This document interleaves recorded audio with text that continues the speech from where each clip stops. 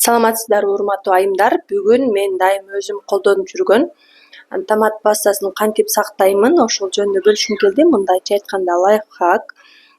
Мен дайым ушул банкаларды алганда сөзсүз түрдө морозильникте сактаймын. Себеби билебиз, көп учурда тамак жасалбай калса же жасалса деле холодильникте томат пастабыз бети көгөрүп калат. Анан мен ушул методду колдонгондон кийин дайым ушуга өткөнмүн. Кадимки эле пакет, целлофан пакеттерге ошентип салып, баарын тоңдуруп аламын. Андан кийин бөлүктөргө бөлүп эле тамактарга сала берем. Бул сактоо жолу мага жаккан биринчи жолу колдонгондо. Ошондон бери ушуну колдонуп келем. Сиздер да ошентип колдонсоңуздар болот.